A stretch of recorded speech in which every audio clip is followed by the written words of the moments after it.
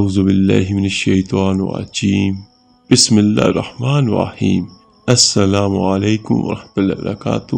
میرے عزیز بھائیو بہنوں اور بچوں، اللہ پاک سے دعا کرتے ہیں، اے اللہ رب العزت، اے ساری کائنات کے شہنشاہ، اے ساری مخلوق کو پالنے والے، اے زندگی اور موت کا فیصلہ کرنے والے، اے آسمانوں اور زمینوں کے مالک، اے پہاڑوں اور سمندروں کے مالک، اے انسان اور جنات کے مالک، اے عرش عظیم کے مالک، اے فرشتوں کے معبود، اے عزت اور ذلت کے مالک، اے بیماروں کو شفا دینے والے، اے بادشاہوں کے بادشاہ، اے اللہ پاک، ہم تیرے گنہگار بندے ہیں، تیرے خطا کار بندے ہیں، اپنی رحمت سے ہمارے گناہوں کو معاف فرما، ہماری خطاؤں کو معاف فرما۔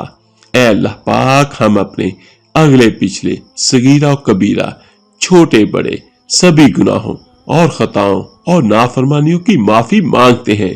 اے اللہ رب العزت، ہم اپنے گناہوں سے توبہ کرتے ہیں، ہماری توبہ کو قبول فرما لے، آمین یا رب العالمین۔ میرے عزیز بھائیو، آج کا واقعہ بہت پیارا اور بہت خوبصورت ہے۔ ایک بار حضرت موسیٰ علیہ السلام نے اللہ پاک سے پوچھا، اے اللہ، میری امت کا سب سے بدترین شخص کون ہے؟ تو اللہ پاک نے فرمایا، کل صبح جو شخص تمہیں سب سے پہلے نظر آئے وہ آپ کی امت کا بدترین انسان ہے۔ حضرت موسیٰ علیہ السلام صبح جیسے ہی گھر سے باہر تشریف لائے تو کیا دیکھتے ہیں کہ ایک شخص اپنے بیٹے کو کندھے پہ بٹھائے ہوئے گزرا۔ حضرت موسیٰ علیہ السلام نے دل میں سوچا، اچھا تو یہ ہے میری امت کا سب سے برا انسان۔ اس کے بعد پھر آپ اللہ پاک سے مخاطب ہوئے اور کہنے لگے، اے اللہ، میری امت کا سب سے اچھا انسان کون سا ہے، اسے بھی دکھائیے۔ تو اللہ پاک نے فرمایا، شام کو جو شخص سب سے پہلے آپ سے ملے وہ آپ کی امت کا سب سے بہترین انسان ہے۔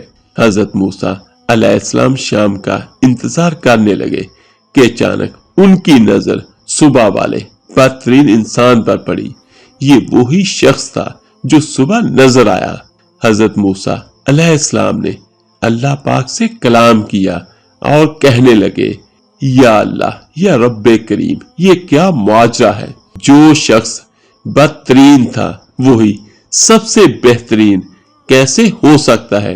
تو اللہ پاک نے فرمایا، صبح جب یہ شخص اپنے بیٹے کو کندھے پر بٹھائے جنگل کی طرف نکلا تو اس کے بیٹے نے اس سے پوچھا، ابا، کیا اس جنگل سے بڑی کوئی چیز ہے؟